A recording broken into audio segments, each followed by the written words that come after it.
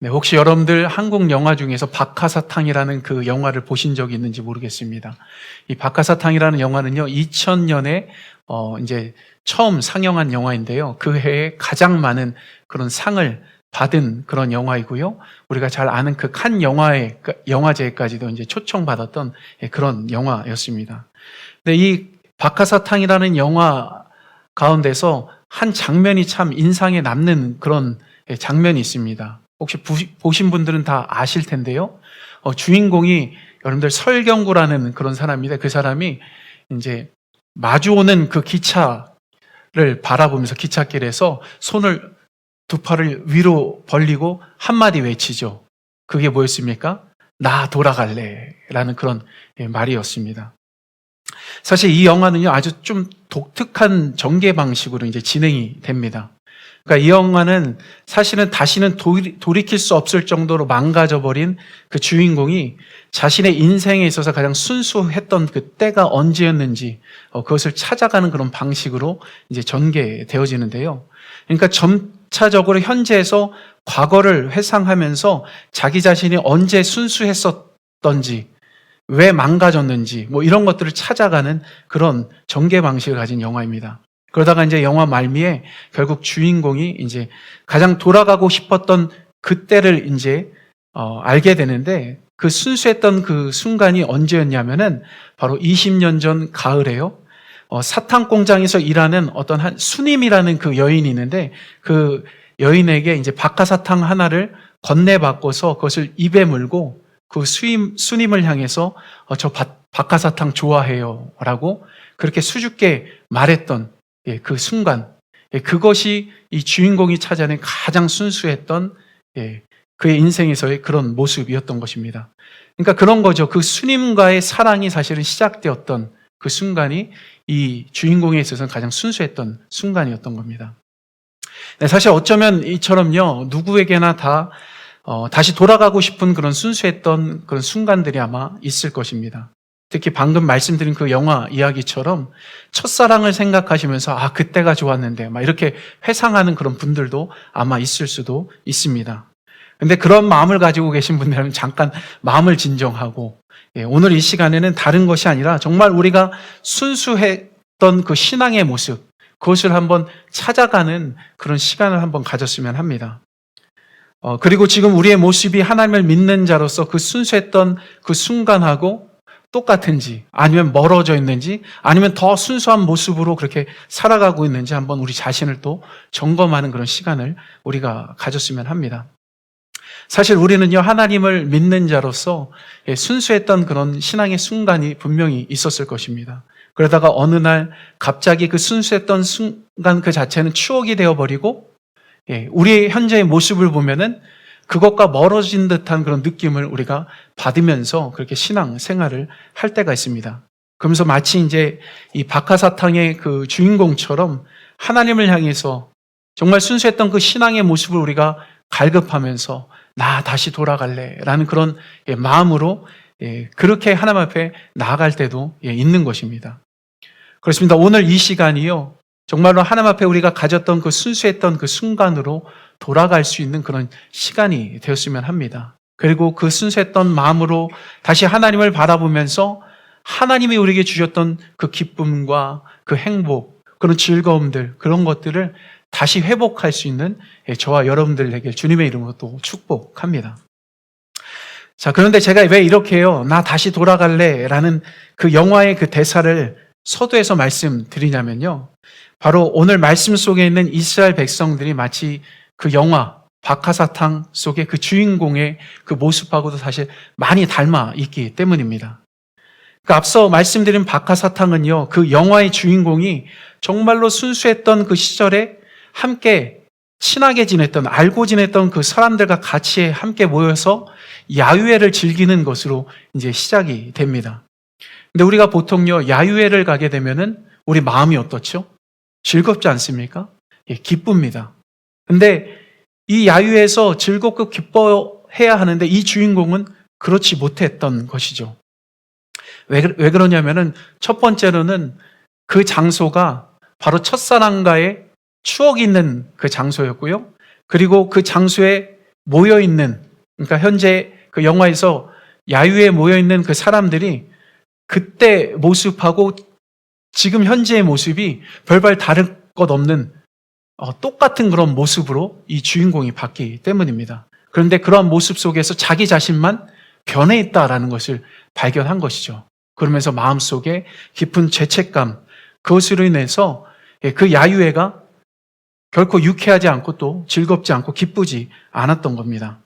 근데 사실 오늘 말씀 속에는 이스라엘 백성도 사실은 마음이 편치 못한 그런 상태입니다. 왜냐하면 하나님께서 약속하신 그 가나안 땅에 들어와서 수많은 전쟁을 승리하고 또 많은 땅을 차지했지만은 그들 마음 가운데는 여전히 평안하지 않았기 때문인 것이죠. 그래서 하나님께서 그렇게 불안함과 평안함이 없는 그 이스라엘 백성들을 향해서 하나님의 사자, 그러니까 메신저를 보내주신 겁니다. 그리고 이것에 대해서 1절 말씀해 보면은 여호와의 사자가 길갈에서부터 복임에 이르러 가로되라고 그렇게 말씀합니다. 사실 이 말씀 단 한 구절에는요, 우리 눈에는 보이지는 않지만은 오늘 말씀 4절에 있는 것처럼 이스라엘 백성들이 정말로 대성통곡하면서 하나님 앞에 회개할 수밖에 없는 역사적인 배경이 들어가 있습니다. 이것에 대해서 먼저 1절에 보면은요, 여호와의 사자가 길갈에서부터 왔다라고 말씀합니다. 사실 길갈이라는 장소는요, 오늘 말씀에서 가장 중요한 장소입니다. 왜냐하면 길갈이라는 지역 자체가 역사적으로 아주 특별한 그런 지역이기 때문입니다. 그래서 그 길갈에 대해서 잠깐 말씀드리면요, 그런 거예요. 이 길갈은요, 이스라엘이 출애굽하고서 40년 그 광야 생활을 끝으로 해가지고 요단강을 건너서 가나안 땅에 제일 먼저 진을 쳤던 곳, 그곳이 바로 길갈입니다. 그러니까 가나안 땅에 제일 먼저 들어간 곳이 길갈인 것이죠. 그리고 가나안 전쟁에 있어서 길갈이라는 곳은 전초기지하고 같은 곳이었습니다. 바로 그곳으로부터 시작해서 수많은 전쟁들을 치렀던 곳이 바로 길갈인 것이죠.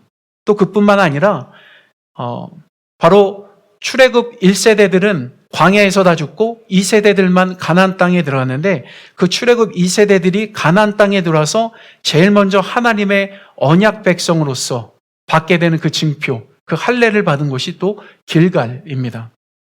게다가 한 가지요, 더 말씀드리자면 길갈이라는 그 이름은요, 굴리다라는 그런 뜻을 가지고 있습니다. 그러니까 과거에 이스라엘 백성들이 애굽에서 종살이했던 그 모든 수치심을 다 굴려버리고 하나님께서 약속하신 가나안 땅에 새롭게 입성해서 새로운 삶을 시작하는 그 의미가 이 길갈이라는 그 지명 안에 사실 담겨져 있는 겁니다. 이처럼 길갈은요, 가나안 땅에 들어온 이스라엘 백성들에게 있어서 역사적으로 그리고 영적으로 가장 중요한 그런 의미가 있는 그런 곳입니다. 바로 이런 이유 때문에 하나님의 사자가 길갈에서부터 복임으로 왔다라고 그렇게 말씀하고 있는 겁니다. 자, 그럼 1절에서요, 길갈에서 복임에 이르렀다라고 하는데 길갈의 의미는 여러분들에게 이미 말씀드렸고요. 그렇다면 복임이라는 것은 여러분들 무엇이겠습니까? 네, 사실 복임이라는 지역은요, 한마디로 그런 거예요. 길갈에서의 그 순수한 삶의 모습, 그런 것들을 잃어버린 채 이스라엘 백성들이 서 있는 그 장소, 그곳이 바로 복임인 것입니다. 그리고 다시 순수했던 그 길갈의 모습으로 회개해서 터닝백하기 시작하는 것이 또 복임이다라는 것이죠. 근데 사실 이런 길갈과 복임의 그 의미를 통해서 우리가 한 가지 말씀드리고 싶은 것은요, 우리 역시 신앙에 있어서 분명히 순수했던 그 시절이 있었을 거다라는 것이죠. 그리고 어쩌면 우리도 복임에 서 있는 이스라엘 백성들처럼요, 그 순수함을 잃어버린 채 신앙생활을 하고 있는지도 사실 모른다라는 겁니다. 바로 예수님을 믿고 구원받은 것에 대한 그 감격을 갖고서 우리가 분명히 살았던 적이 있는데 어느 순간에 그 구원의 감격이 우리들 가운데서 점차 멀어져 버리고 엉뚱한 그런 신앙의 삶을 살아가는 우리의 모습이 얼마든지 있을 수 있는 겁니다. 그래서 오늘 말씀을 통해서요, 우리 신앙의 그 순수했던 그 삶의 모습, 그 시절들을 다시 한번 돌이켜보는 그런 시간을 우리가 가졌으면 합니다. 그러면서 다시 한번 예수님을 믿고 구원받은 그 은혜 속에서 우리가 기뻐했던 그 순수했던 그때로 다시 돌아가는 그런 일이 우리들 가운데 또 있었으면 합니다. 특히 그러기 위해서 먼저 오늘 말씀을 통해서 이스라엘 백성들의 그 순수했던 그 신앙의 그 모습들을 우리가 한번 살펴보게 될 건데요. 그것을 통해서 또한 우리 자신의 삶을 점검하는 그런 시간을 또 갖기를 원합니다. 우선 먼저 오늘 말씀 속 이스라엘 백성들이 길갈에서 보였던 순수했던 신앙의 모습은요, 오직 하나님께만 모든 소망을 두고 또한 하나님만을 바라보고 의지하는 그런 모습이었습니다. 실제로 이것에 대해서 여호수아서 4장에 보면은 요단강을 건너서 가나안 땅에 들어가는 그런 장면이 나옵니다. 근데 요단강을 건널 때 이스라엘 백성들이 아주 놀라운 일을 경험하게 되죠. 그런데 그것이 무엇입니까? 바로 출애굽 1세대가 홍해를 건널 때 그 홍해가 갈라지는 그 경험을 했던 것처럼 출애굽 2세대들도 요단강을 건널 때 요단강이 갈라지는 그 경험을 똑같이 하게 되는 겁니다. 그렇습니다. 출애굽 2세대들이 그동안 사실은 말로만 들었던 그 일을 직접 경험하게 되는 놀라운 일을 그들이 경험하게 된 것이죠. 그리고 이런 경험은 분명히 그들이 가진 그 믿음에 있어서 이전보다 더 하나님을 바라보고 의지하는 그런 계기가 되었던 겁니다. 또 그뿐만 아닙니다. 그렇게 믿음으로 하나님을 의지하면서 또 여리고 성을 향해 나아갔을 때 또 어떤 일이 일어납니까? 그들은 전혀 싸우지 않았습니다. 그렇지만은 여리고 성이 함락되는 놀라운 일을 또 경험하게 되죠.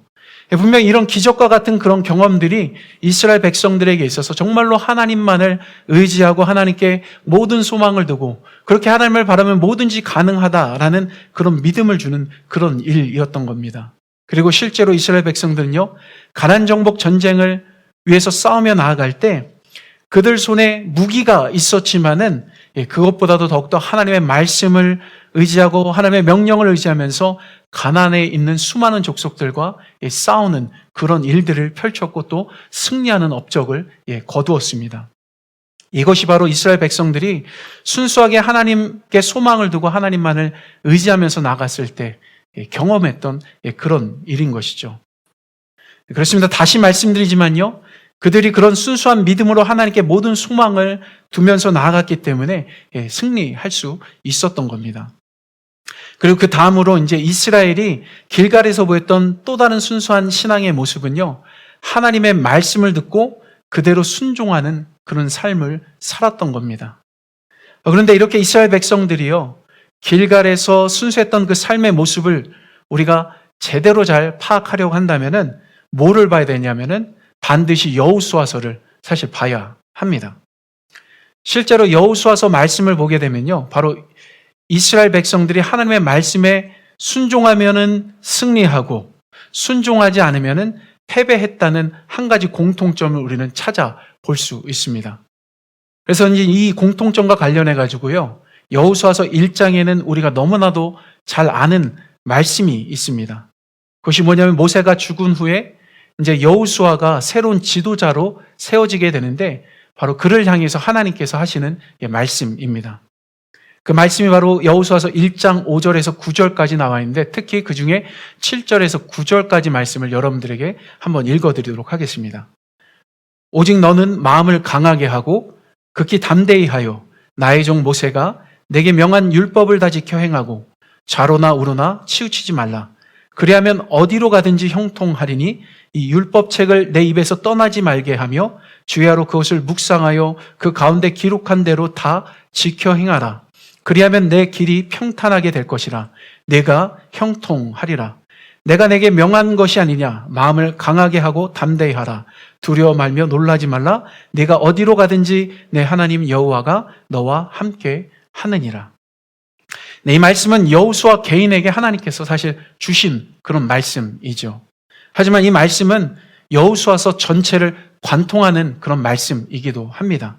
그러면서 동시에 여호수아가 새로운 지도자로 이스라엘 백성들 가운데 세워졌기 때문에 그에게 하신 말씀은 사실은 이스라엘 백성들 전체에게 하는 말씀하고도 같은 것입니다. 실제로 여호수아서 자체를 자세히 살펴보게 되면요, 이스라엘 승패를 좌우했던 것이 어떤 군사적인 요건이나 전략 이런 것이 결코 아니었다라는 것이죠. 좋은 무기나 아니면 어떤 머리를 굴려서 하는 그런 것이 아니라 오직 하나님의 그 말씀을 듣고 그것에 순종하는 것, 그것을 통해서 전쟁을 치루었고 또한 승리를 거뒀던 것이 그때 당시에 이스라엘이었던 것이죠. 가령 그 대표적인 예가요, 하나님의 말씀에 순종하지 않은 아간 한 사람으로 인해 가지고 이스라엘 전체가 정말로 여리고 성보다 아주 적은 그 아이성에서 패배하는 그런 일이 있었던 것입니다. 그리고 그것을 돌이키고 하나님 앞에 다시 한번 새롭게 나아갔을 때, 또 하나님의 말씀을 붙들고 나아갔을 때 그것을 점령하는 일이 또 있게 되죠. 그리고 여호수아서에 나오는 수많은 전쟁들을 보면은 또 똑같이 이스라엘의 승리의 비법은 다른 데 있는 것이 아니라 바로 하나님의 말씀에 순종하는 것이었습니다. 이것이 바로 이스라엘이 순수했던 그 삶의 모습 가운데 하나인 겁니다. 또 그 다음으로 이제 이스라엘이요, 길갈에서 보였던 또 순수했던 그 신앙의 모습을 보게 되면은 그것은 바로 그들이 순수했을 때는 항상 서로를 배려하는 그런 모습을 갖고 있었다라는 겁니다. 특히 가나안 정복 전쟁은 이스라엘에 있어서 결코 쉬운 일이 분명히 아니었습니다. 그래서 하나님을 바라보고 또한 하나님의 말씀에 순종하면서 한 가지 이제 순수하게 그들이 했던 일 하나가 있습니다. 그것은요, 각 족속에게 배정된 그 땅을 정복하기 위해서 이제 전쟁을 치러야 하는데 다른 족속들이 싸워야 하는 그 전쟁 가운데 또 다른 족속들이 같이 함께 연합해서 그 일들을 치러냈다라는 것이죠. 그러니까 한 예로요, 므낫세 지파 중에 절반에 해당하는 므낫세 반지파, 그리고 갓지파, 또 이제 루벤 지파는 사실 이미 가나안 땅에 들어오기 전에 모압 평지의 땅을 배정받은 그런 상태였습니다. 그렇기 때문에 그들은요, 그 땅에서 얼마든지 평안하게 그 삶을 누릴 수 있었습니다. 하지만은 다른 지파들이 가나안 전쟁을 치르는 동안에 그들은요, 그렇게 나몰라라 하지 않았다라는 것이죠. 같이 함께 전쟁에 나가서 끝까지 다른 형제 지파들을 도우면서 그렇게 싸웠던 겁니다. 이처럼 순수한 신앙을 가지고 있었던 때는 바로 이스라엘은 하나님만을 의지하고 또 하나님의 말씀을 또 잘 듣고 순종하는 것뿐만 아니라 그 안에서 또 다른 지파들과 같이 함께 연합해서 서로를 배려하는 그런 삶의 모습을 그들이 가졌던 것입니다. 그런데 복임에 서 있는 현재 이스라엘의 그 모습은 이런 과거의 모습을 바라봤을 때 그 모습하고 많이 차이가 지는 그런 모습이었다라는 것이죠. 자, 그렇다면 여기서 우리는요, 왜 이스라엘이 그리고 우리가 그렇게 신앙 생활하면서 순수했던 그때로부터 멀어지게 되는지 거기에 대한 원인을 한번 생각해 볼 필요가 있습니다. 자, 여러분들 그 이유가 무엇이겠습니까? 나름대로 우리 안에 거기에 대한 원인이나 이유들을 생각할 수 있을 것입니다. 그렇지만은 사실은 우리 안에 있는 그 순수한 그 신앙으로부터 멀어지게 하는 가장 대표적인 한 가지를 뽑는다라고 한다면은 그것은 바로 우리 마음 가운데 교만의 싹이 틀 때부터 우리는 순수함의 그 신앙으로부터 벗어나게 되는 것입니다. 실제로 이스라엘은 수많은 전쟁을 치르면서 너무 많은 승리에 자아도취하기 시작했던 겁니다. 처음에는 그 승리가 하나님을 인한 것임을 인정하면서 하나님께 모든 영광을 돌렸지만은 승리가 거듭되면 거듭될수록 전쟁의 기술이 늘어나면 늘어날수록 하나님께 돌려야 하는 영광을 가로채기 시작했던 겁니다. 그리고 대표적으로 이것에 대해서 사사기서 1장 28절에 이스라엘이 강성해지자 가나안 사람들에게 노역을 시키고 그들을 쫓아내지 않았다라고 그렇게 말씀합니다. 그러니까 승승장구했던 것이 그들을 교만하게 만들었던 것입니다. 그리고 그 교만함이 바로 그들의 순수했던 그 신앙으로부터 멀어지게 하는 그런 원인이 되었던 것이죠. 사실은요, 이제 모세가 가나안을 목전에 두고서 이스라엘 백성들을 향해서 바로 신명기 9장 5절에 이렇게 교만함에 빠져서 이런 일들이 있을 것에 대해서 경고하는 그런 말씀을 전한 적이 있습니다. 그 말씀을 보면은 이런데요. 네가 가서 그 땅을 얻으면 너의 의로움을 인함도 아니며 내 마음이 정직함을 인함도 아니요 이 민족들의 악함을 인하여 내 하나님 여호와께서 그들을 내 앞에서 쫓아내심이라. 여호와께서 이같이 하심은 내 열조 아브라함과 이삭과 야곱에게 하신 맹세를 이루려 하심이니라. 그렇습니다. 그들이요 가나안 땅에 들어가서 수많은 전쟁에서 승리한 그 원인은요 그들 자신 때문이 결코 아닌 것입니다. 오직 그들에게 약속하신 것을 이루시는 그 하나님의 은혜 때문이었다라는 것이죠. 하지만 결국 교만함이 그들의 눈을 멀게 했고 또한 하나님의 은혜를 바라보지 못하도록 그렇게 만들어 버린 겁니다. 그러다가 결국 복임이라는 그 자리에서 눈물 흘리면서 자신의 삶에 대해서 후회할 수밖에 없는 그런 처지가 되어 버린 것이죠. 그런데 솔직히 우리도 똑같은 모습일 때가 있다라는 겁니다. 우리 역시 얼마든지 교만해질 수 있는 것이죠. 그리고 그 교만함으로 인해서 하나님을 의지했던 그 마음으로부터 돌아서고 또 하나님이 주신 은혜를 마치 나의 힘으로 이룬 것처럼 그렇게 여기면서 살아갈 때가 우리들 삶 속에 있는 것이죠. 그로 인해서 우리 역시 마찬가지로 순수했던 그 삶의 모습을 잊어버리고 하나님으로부터 점차 멀어지는 그런 일들이 우리들 가운데 또 있게 되어지는 겁니다. 또 그뿐만 아니라 자연스럽게 하나님께 소망을 뒀던 믿음도 사라져버리고 하나님의 말씀 앞에 바로 서지 못하고 또 동시에 우리 서로가 배려해야 되는 것조차도 잊어버린 채 그렇게 살아가게 되는 것이죠. 그러면서 하나님을 향해서 우리가 기도해야 될 때 기도하지 못하고 또 예배에 대한 기쁨도 사라지게 되고 그러한 삶들이 우리들 가운데 있게 되어지는 것입니다. 그런데요, 그 중에 교만해지면 벌어지는 그 일들 가운데서 가장 심각한 일 하나를 여러분들에게 말씀드리면 다른 것이 아니라 하나님의 말씀으로부터 멀어지게 되는 그런 일들이 우리들 가운데 일어난다라는 겁니다. 왜냐하면 하나님의 말씀에 온전히 순종하면서 살아가는 것이 사실 가장 순수한 신앙의 결정체이기 때문입니다.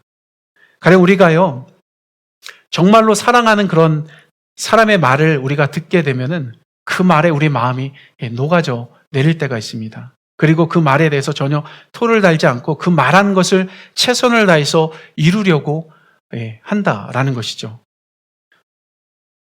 바로 그런 면에서 우리 모두가 하나님을 깊이 사랑할 때 사실 하나님의 말씀이 그때는 아주 꿀처럼 달게 느껴지게 되는 것이고요. 그 말씀대로 살려고 하는 것이 사실 일반적인 그런 모습이다라는 겁니다. 하지만 만약 우리가 사랑하는 사람에 대해서 이제 넌 더 이상 필요 없는 존재야 라고 그렇게 생각한다라고 한다면은 그 사람이 어떤 말을 한다 하더라도 우리 귀에 들어오지 않는다라는 겁니다. 하나님의 말씀도 사실 똑같습니다. 우리가 하나님의 그 사랑을 잊어버리고 우리 마음에 교만함이 생기게 되면은 하나님이 필요 없는 존재처럼 여기게 되어지는 것이죠. 그러면 자연스럽게 하나님의 말씀이 귀에 들어오지 않을 뿐만 아니라 때로는 하나님의 말씀이 소중하지 않고 그냥 거추장스럽고 도리어 우리를 힘들게 하는 그런 것이 되어버리는 것입니다. 근데 실제로 오늘 말씀 2절과 3절은요. 교만해져서 하나님의 말씀을 잊어버리고 그렇게 무시하다가 결국 그에 대한 대가를 치러야 하는 이스라엘의 모습을 보여줍니다. 그래서 그 말씀을 읽어드리면 이래요. 너희는 이 땅 거민과 언약을 세우지 말며 그들의 단을 헐라하였거늘 너희가 내 목소리를 청종치 아니하였도다. 그리하면 어찌미뇨? 그러므로 내가 또 말하기를 내가 그들을 너희 앞에서 쫓아내지 아니하리니 그들이 너희 옆구리에 가시가 될 것이며 그들의 신들이 너에게 올무가 되리라 하였노라. 솔직히 우리도 하나님의 말씀을 무시하며 살아갈 때가 있죠. 그런데 그로 인해서 우리들 삶 속에 때는 걱정이 몰려오고 또 어려움에 빠질 수도 있다라는 겁니다. 마치 이스라엘 백성들이 가나안 족속을 쫓아내지 않아서 그 가나안 족속이 그들의 걱정거리와 두려움의 대상이 되어 버린 것처럼 우리가 하나님의 말씀을 홀대하게 되면 우리 삶 속에 염려와 근심, 걱정 그리고 세상에 대한 두려움으로 가득 차게 되어지는 것입니다. 하지만 하나님의 말씀을 따르는 자에게는 분명히 항상 평안함이 넘치게 된다라는 것이죠. 그런데 왜 그럴까요? 하나님은요 항상 말씀을 통해서 우리를 힘들게 하시는 분이 아니라 하나님 우리를 항상 좋은 곳으로 이끄시길 원하시는 그런 분이십니다. 때로는 우리가 어린 시절에 부모님의 말씀을 들을 때 그 부모님의 말씀이 자 귀에 들어오지 않았던 그런 경험들이 있을 것입니다. 마치 부모님이 나에게 하는 훈계나 이런 것들이 나에게 커다란 짐을 주는 것처럼 느껴질 때가 분명히 있었다라는 것이죠. 그런 경험들 아마 한두 번 해보신 적이 있을 것입니다. 근데 커서 보니까 어떻습니까? 그때 나의 아버지가, 나의 어머니가 내게 해줬던 그 충고가 정말 올바른 충고였구나라고 또 새삼 그렇게 느꼈던 그런 일들도 있을 것입니다. 그런 것처럼 때로는 우리를 향해서 하나님께서 말씀으로 우리를 좋은 곳으로 이끄시길 원하는데 우리 마음에는 그 말씀이 왠지 모르게 와닿지 않고 짐처럼 그렇게 느껴질 때가 있는 것이죠. 그렇지만은 우리가 그것을 끝까지 그럼에도 불구하고 부여잡고 의지하며 나아가게 될 때 하나님께서 그 말씀을 통해서 원하시는 대로 우리는 분명히 좋은 곳에 서게 될 것이고 그 안에서 우리는 평안함을 누리며 하나님 주시는 기쁨을 분명히 누리며 그렇게 살아가게 될 것입니다. 하나님은요 항상 말씀을 통해서 그런 평안함을 우리 가운데 주시길 원하시는 분이십니다. 그리고 우리의 순수했던 그 시간으로 우리가 돌아가 보면 사실 하나님의 말씀, 어떤 말씀을 우리가 듣는다 하더라도 우리는 그것을 아멘으로 화답했던 우리의 모습을 우리는 아마 생각나게 분명히 될 것입니다. 그러면서 그 말씀을 통해서 역사하시는 또 하나님을 만나고 경험했던 그런 일들도 분명히 여러분들 가운데 있을 것입니다. 우리가 그렇게 말씀을 통해서 우리를 좋은 곳으로 이끄시는 그 하나님 앞에 나아갈 수 있는 저와 여러분들이 되었으면 합니다. 그리고 신앙의 순수함을 망치는 이 교만함에 대해서 한 가지 더 말씀드리면요. 사실 교만함이라는 것은 하나님을 향한 눈이 이제 가려워지는 것뿐만 아니라 우리가 사랑하고 품어야 하는 다른 사람들을 향해서까지도 우리의 눈을 가리우는 그런 일을 합니다. 실제로 여호수아서 22장에 보면은요. 므낫세 반지파, 갓지파 그리고 르우벤 지파가 이제 모든 전쟁을 다 마치고서 그러니까 다른 지파들하고 협력해서 계속해서 싸우다가 그 모든 전쟁을 다 마치고 그들이 이미 부여받은 요단강 그 저편에 있는 그 땅으로 모압 평지로 이제 옮겨서 이제 가게 됩니다. 근데 가다가 무슨 일을 하냐면은 동편 요단강에다가 한 제단을 하나를 쌓게 돼요. 근데 문제는 뭐냐면 다른 지파들이 그들이 제단을 쌓았다라는 그 이유로 인해서 몹시 분노하는 그런 일이 벌어지게 됩니다. 그래서 모든 지파들이 일제히 일어나서 이 세 지파를 다 죽이자라는 그런 토의를 하게 됩니다. 그러면서 그들이 생각했던 것들은 뭐냐면은 그들이 제단을 쌓은 거는 하나님을 제사하기 위한 것이 아니라 바로 우상을 섬기기 위해서 제단을 쌓은 것이다 라고 그렇게 판단을 합니다. 왜 그러냐면요. 사실은 하나님을 위해서 쌓아지는 제단은 이미 이스라엘이 거하고 있는 9지파가 거하고 있는 실로라는 그곳에 있었기 때문입니다. 제단은 오직 하나만 있어야 되는데 그러니까 하나가 또 다른 것 하나가 생겼다는 것은 다른 9지파들 입장에서는 이해가 되지 않는 것이고 그것의 사용 목적은 분명히 우상을 섬기는 것이다 라고 그들은 나름대로 판단한 겁니다. 그래서 일제히 일어나서 그 세 지파를 몰살하기로 결정을 하게 되죠. 그러자 이제 제사장 비느하스가 어떤 일로 인해서 그 제단을 쌓게 된 것인지 그것을 알기 위해서 그 세 지파 가운데 파견을 되어서 이제 나가게 됩니다. 그리고 이야기를 들어봤는데 그런 거예요. 그 세 지파가 쌓은 그 제단은요, 제사를 지내기 위해서 쌓은 것이 아니었습니다. 뭐냐면은 이스라엘 백성들은 요단강 저편에, 그러니까 가나안 땅에서 하나님을 섬기고 하나님을 만나며 그렇게 하나님 안에서 살아가고 있는데 자기네들은 요단강 반대편에서 이제 모압 평지에서 다른 9지파하고 떨어져 살게 되는 그 상황 속에서 이제 시간이 흐르면은 자기 자손들이 하나님을 잊어버릴까봐 하나님을 잊지 말라라는 그 의미 안에서 기념비적으로 그 제단을 쌓아 올린 것입니다. 그러니까 제사 드리기 위한 제단이 아니라 그것을 보면서 하나님을 기억하라고 기념비로 제단을 쌓았던 것이죠. 결국 그렇게 돼가지고 이제 나중에 오해가 이제 풀리게 됩니다. 그렇지만은 이 일을 통해서 우리가 볼 수 있는 것은요, 다른 지파들이 이 세 지파의 마음을 헤아리기보다는 이 세 지파를 향해서 전쟁을 선포한 만큼 성급한 그런 모습이었다라는 것이죠. 그렇습니다. 사람은요, 사실은 자신이 보고 싶은 것만 보고 또 듣고 싶은 것만 들을 때가 상당히 많이 있습니다. 사실 이것은 목회자인 저에게도 솔직히 해당하는 그런 문제입니다. 바로 그렇게 보고 싶은 것만 보고 또 듣고 싶은 것만 듣게 되면은 그로 인해서 모든 것을 섣부르게 판단하게 되고 너무 쉽게 정죄할 때가 솔직히 저와 여러분들 삶 속에 많이 있게 된다라는 것이죠. 하지만 우리가 알아야 하는 것은요, 하나님의 마음은 항상 정죄와 심판보다는 뭐에 있는 겁니까? 사랑과 용서에 있다라는 겁니다. 네, 이것을 우리는 잊지 말아야 합니다. 그리고 무엇보다도 하나님 안에서 겸손한 사람은요, 사실 사람 앞에서도 항상 겸손한 사람입니다. 네, 그래서 자신보다 연약한 그런 신앙을 가지고 있는 사람이 때로는 우리 자신을 힘들게 할 수 있지만은 그 사람을 정죄하고 판단하기보다는 사랑하고 품어줄 수 있는 저와 여러분들이 되어져야 하는 것입니다. 자, 여기까지 교만함으로 인해서 순수했던 그 신앙이 더럽혀진 그 모습에 대해서 나누었는데요. 그렇다면 무엇으로 교만함, 그 더럽혀진 그 모습, 그것을 여러분들 다시 회복할 수 있을까요? 그건 다른 방법이 아니라 하나님을 향한 겸손한 마음을 가지면 되는 것입니다. 뭐라고요? 하나님을 향한 겸손한 마음을 갖게 되면은 그 모든 것들이 사실은 자연스럽게 해결되어지는 것입니다. 사실 사람은 항상 사랑하는 그 사람 앞에서 겸손합니다. 그렇지 않습니까? 그렇기 때문에 고린도전서 13장에는요, 사랑은 온유하며 오래 참는다라고 분명히 말씀합니다. 특히 오늘 말씀 4절과 5절에 보면은 여호와의 사자가 말씀을 마치자 어떤 일이 일어났냐면은 백성이 소리 높여 울었다라고 그렇게 기록되어져 있습니다.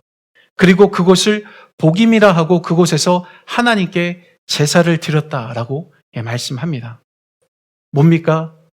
하나님 앞에 회개하고 다시 하나님 앞에 나아가는 그 일이 그들 가운데 있었던 겁니다. 사실 여기서 복임이라는 단어는 우는 자들이라는 그런 뜻을 가지고 있습니다. 그러니까 결국 복임이라는 그 장소는 회개의 장소인 것이죠. 그렇습니다. 만약 하나님 앞에 흘리는 우리의 눈물이 회개의 눈물이다라고 한다면은 사실 그것이 순수했던 그 신앙으로 돌아가는 그런 시발점이 다시 되어지는 것입니다. 왜냐하면 바로 그러한 눈물이 가난하고 애통한 그 심령 가운데 흘리는 그런 눈물인 것이고 또한 그 눈물이 하나님 앞에서 겸손해지는 그 마음의 표시이기도 한 것입니다. 그런데 중요한 것은요, 눈물을 흘리던 안 흘리던 그것과 상관없이 오직 겸손한 마음으로 하나님을 예배하는 자리에서 하나님을 찾고 구한다라고 한다면은 우리는 순수한 신앙으로 다시 돌아갈 수 있습니다. 그렇기 때문에 오늘 우리 모두가 그렇게 교만한 마음을 내려놓고서 겸손한 마음으로 하나님 앞에 나아갈 수 있는 저와 여러분들이 되었으면 합니다. 그리고 그렇게 겸손한 마음을 갖고서 하나님을 찾고 구할 때 분명히 하나님은 우리를 새롭게 하십니다. 그런 의미에서요, 찬양 가사 하나를 여러분들에게 읽어드리고 싶습니다. 내 백성이 나를 떠나 돌아섰지만 내 사랑이 내 백성을 포기 못하니 모든 것 내어주고 나 그들을 얻으리라. 여호와께 돌아가자.